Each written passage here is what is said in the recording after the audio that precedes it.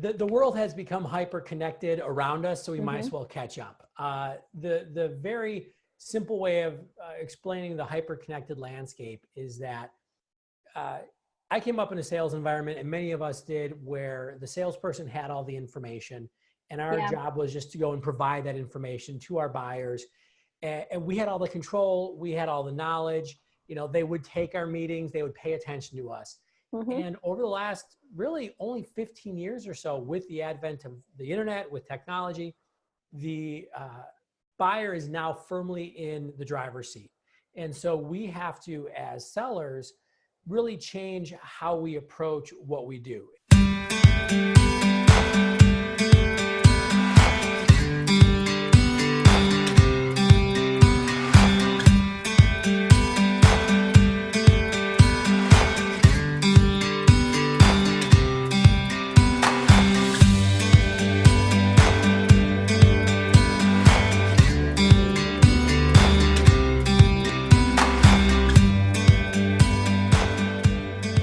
Hi, everyone. Welcome to the CEO Spot. I'm your host, Amy Walker, and we've got another great business interview for you today. We are talking about sales. I mean, sales is really the heart of any company. If you don't have it, you're not really in business. And so I'm excited to have David J.P. Fisher, also known as D-Fish, which made me a little jealous because I don't have a cool business nickname. I think I need one. How did you get D-Fish as the nickname?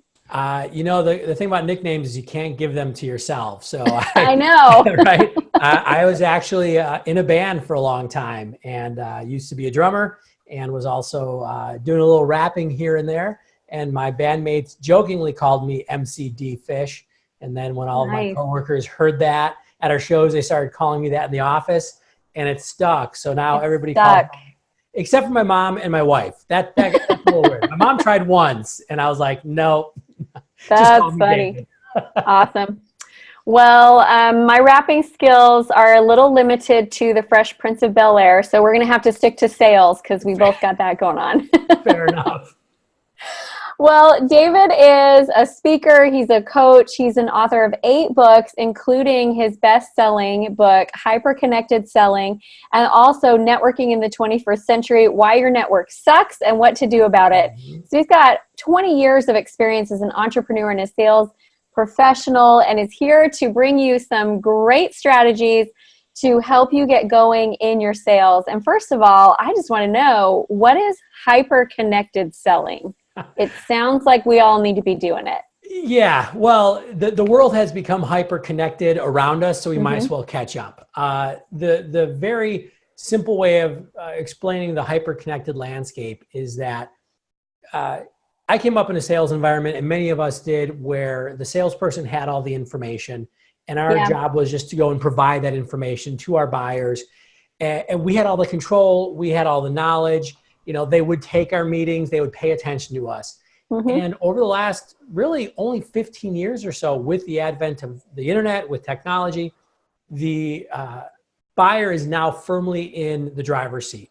And so we have to, as sellers, really change how we approach what we do. It's not just about having information anymore. It's actually about really providing guidance to our prospective buyers. It's about helping them parse through the information that they have at their fingertips already. And so, because they've already researched you. You know, before you even get a shot to talk with them as a salesperson, they've already researched your product, your service, they've read your reviews, they've looked at everything online, and they've gone through a lot of that product education and decision making on their own. So you're really starting off a lot later in the process. That's exactly right. I mean, the research shows anywhere between 50 to 80% of the buying process is done before a salesperson is ever engaged with. And to that point, you have to be able to come in knowing that they have all the information, but that doesn't necessarily know that they know how to buy, right? The example, I use this in the book, is buying a house. You know, you might be able to go on Zillow or whatever the website is and get all of the houses in your area, all the information, the prices, etc. But that doesn't mean you know how to buy a house and what to look for and what's important and not important. And that's why an agent in that case is still relevant. So whatever you're selling, whatever your product or service is, You have to be able to go in there, build trust with a customer, build that relationship with them, and then help them kind of go through their own journey. I call it being a sales Sherpa, right? You're guiding somebody up the mountain of the purchasing decision, as opposed to just selling them a map and saying, hey, you just take this and do your own thing. You know, I love that, because what I found in more recent sales, as opposed to how it used to be, is your people come to you, they already know what they want, but they're struggling to, it's almost like they need help making the decision. They need someone to guide them through the decision-making process. They need someone to remove the obstacles that are standing in their way of getting what they want. And they need someone to help them feel really good about the experience of buying, but they kind of already know what the problem is. They, you know, you're going to shed some insights into the problem, but they kind of already are aware of the problem. They're kind of already aware of the solution. And so I love that analogy of a Sherpa, because first of all, it sounds cool. Exactly. So if you can't have your own, can't give yourself your own nickname, you could at least be called a Sherpa. Right. So, sounds cool. But also it really is, the people are purchasing differently. So I feel like a lot of the old school sales training is a little obsolete now. That's really the struggle that so many of us are facing. You're exactly right. The old school kind of traditional context around selling was really about hustle. It was about, I call it about being a battle, right? We went to war with our customers. We dialed for dollars. We knocked on doors. We faced some rejection, but we kept at it because we just hadn't met somebody yet who needed our services or our products. We just had to keep calling. Whereas you're exactly right. People know kind of already what they want, what they need, what the problems are. But it's actually really interesting. The research shows that the more information a person has, the worse they are at making decisions. And we just get stuck. And so that's why this idea of a Sherpa is really about somebody going, okay, we already know you want to get to the top of the mountain. We already know you have a problem you want to solve. You can get all the information in the world at your fingertips on your phone, but now you're stuck. Now you've just frozen. You know, you have that analysis paralysis. Let me be the person who helps you through that. And a lot of times that means you're going to buy from me. And if not, that's okay, because I know that if I treat you well and put you in another direction, you're going to think well of me. You're going to spread that word around. You know, you're going to put the testimony on LinkedIn or whatever website is out there, and that's going to come back to me. I call it karma, right? You got to have a little network karma. What you do put out, it comes back to you. I love it. Now, you mentioned something that I think we need to have a conversation around. It was the dialing for dollars. But back in dialing for dollars, people answered their phones, and now people don't answer their phones. So it's never been more challenging to reach your clients if all you're using is the phone. So in this hyper-connected selling, what are some of the other channels? Because that's my problem. I'm like, get them on the phone with me. I can close that deal, but getting them to that point. Yeah. So what are some of your strategies for using this connected world to try to increase the ability to actually have conversations? That's a good question. And I think it's really important that we understand that it is a multi-channel approach these days. We all live in different channels. We live on our phones, you know, texting, social media, LinkedIn, Twitter, Facebook, Instagram. The phone is still relevant. Face-to-face conversations, video chats. I think you have to do a couple things. One is realize that all of these can be relevant. There's this battle between like, does cold calling still work, or is it all social selling? And it's not either or, it's both, right? Right.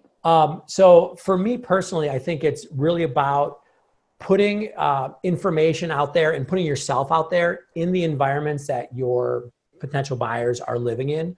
You know, if you're selling a retail product or one that would look good in pictures, be on Instagram. That's where your audience is. Or, you know, if you are in a B2B market, be on LinkedIn. And so you find some of those digital spaces to live in. And then it's about connecting with people, maybe starting some soft conversations through social media channels, but always having the goal of having a conversation, right? If you know, for example, you just said, you get me in a phone call with that person, they're going to buy. or, I always think about it. If I can be in the room with that person, they're done, right? They're going to work with me because I know we can help them and I know they're going to, trust me. So you just have to have that end goal in mind, right? You have to go, okay, if what I want to do is have a conversation with, person XYZ, how can I have all these steps to get me to that? It's not just, I'm going to keep calling them over and over until they give in. It's, I'm going to be in LinkedIn or on some Facebook groups. I'm going to use Twitter appropriately. I'm going to do some research. Like cold calling can work if you regard it as what I call warm calling. You do some research, you find that perfect person to talk to, and then you call them up and say, hey, I know exactly what your problem is. I've worked with 3 other clients like you. I've got a great solution. This is actually going to be worth 5 minutes of your time. That fits, right? Right. But it's about having that research beforehand. Yeah, I agree. Like it's at our fingertips, which it didn't used to be before. I mean, cold calling, I think, was because there was no way to do data mining. And now you can do all of this data mining. You can get the information and then call and have that be more effective. And I have found that just running sales teams over the years, it's between calls number 4 and 6 where you're going to get any traction on the phone. If you're just calling. But if you're adding in some of these other pieces, like you reached out on LinkedIn and you commented on one of their posts first, or there's a great book. I think for all salespeople should read it. It's like my number 1 recommended book, but it's called How to Get a Meeting with Anyone by Stu Heineck. Have you read that one? It's right over there. It's right over there. I love that book. I think it's genius. But just that process of the call doesn't have to be the first thing. And I think that's what hyper-connected selling is. One of the principles is don't make it only one thing. Connect with them in those multiple channels. Yeah, in the book, I call it the sales matrix as opposed to the sales pipeline. And I came up, my background is in direct sales. I sold Cutco cutlery, kitchen knives. Hardcore. You cut the pennies. I cut the pennies. I still have those scissors. They're actually, I think, right over there on the table. They're amazing. But so that was very much this very linear, 7 steps, get them through, build value, ask for the business, and then get the sale. That's not the environment we live in. And if we try to, jam our relationships into that linear funnel, it's going to break. As opposed to, as you said, having these points of contact here and there. And I talk a lot with audiences about planting seeds, going, okay, this is my field. These are the people that will buy from me eventually.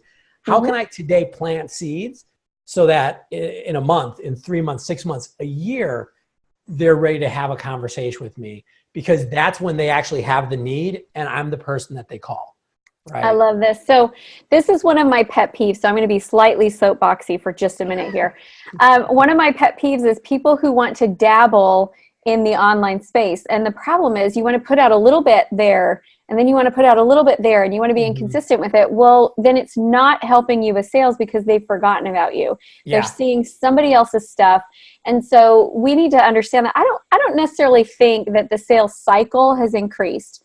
I think that the point that they bring us in is way later than it used to be. So our sales cycle is probably about the same as it always was, but we need our sales and our marketing to be overlapping through that time. So maybe I'm not proactively reaching out to you, trying to get you on a phone call the whole time, but I am proactively trying to get you to connect with my YouTube channel, or with my articles on LinkedIn, or my email list. So we're proactively nurturing these clients for a lengthy period of time.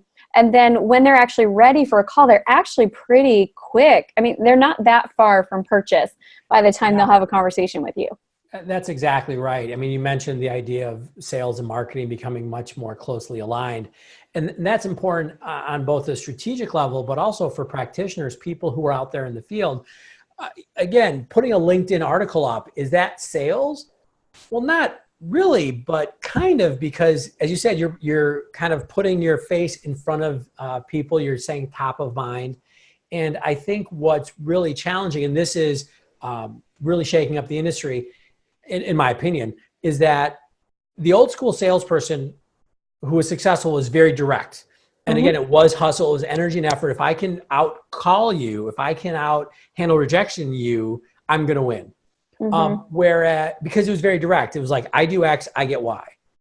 These days, the ability to be creative, the ability to understand that, hey, I'm going to plant a seed like a farmer and then cultivate it over time and get the payoff down the line that's a lot bigger, that's huge. I often say that we used to have hunters and farmers in the sales world. Now you have to be both. Right. Because technology is taking over the hunter roles. Like if it's really that quick, that immediate, I can get AI to do that and marketing automation to do that. I don't need a person. But we need a farmer who understands really the complexity of building that relationship. And so it's not as easy to be like, oh, I'm just going to wake up in the morning, make some calls and get some sales. Right. You can't dabble. You have to commit. Just like a farmer can't just dabble. Oh, I planted those seeds. Yeah. They'll be good. Yeah, exactly. And so it's a big switch, but I think it's one that for those of us who can kind of understand it, we're going to be relevant. We're going to have value for our customers. The future is bright for those of us who get it. And it's those of us who don't, it's going to be a real struggle. And one thing that I will say about this is a plug for longevity, is that salespeople have a tendency to hop from one thing to the next. And it's hurting these days where, if you're the entrepreneur who's constantly shifting and now I'm doing something new and now I'm doing something new and now I'm doing something new, it's hard for you to get enough traction because you just haven't let it percolate for long enough. You haven't let it marinate. And so your clients aren't popping up fast enough. So you think you need to be on to the next activity or the next product, the next great thing, when in reality, I think you need to plant your feet a little bit longer and let yourself get to the point of harvest. Because I see that a lot with those serial entrepreneurs. It's like they jump from one thing to the next a little too fast. I think it takes easily 12 to 18 months just to get started in a space these days. Because you're right, you have to plant the seeds. You have to build that longevity. I mean, I've been doing this now for almost 15 years, and it's amazing what comes to me. Not without any work, because I put the work in last year, 5 years, 10 years ago, but the ability now to call people and not have to sell them because we've got that relationship is amazing. But yeah, you've got to invest. And so you've got to figure out a place where you can plant your feet and go, as you said, I'm going to be here a while and we're going to make it work, but it's going to take some time. Awesome. I love it.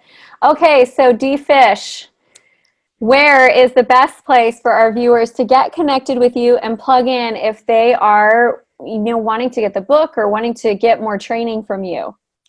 Perfect. The best place, there's a landing page just for all of you at davidjpfisher.com/podcast/CEO spot.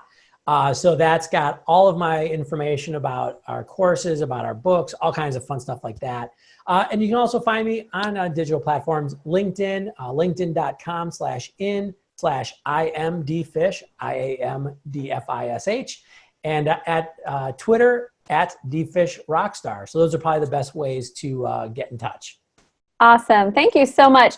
For our viewers, here's my call to action for you. Subscribe to the channel, first of all, because we've got interviews coming out every Tuesday and Thursday with great industry experts to give you what you need to be able to grow your business and move forward in your entrepreneurial journey. Also, all of you know somebody who is in sales, and all of you know somebody who is complaining about it recently. So share this video with them and help them get some insights into why they are frustrated and how they can do it better. So thank you so much for being on with us. Thank you so much, David, for being here. Great interview, and I look forward to communicating with you more and learning more about your books and upcoming projects. It was a blast. Thanks for having me. Thank you so much.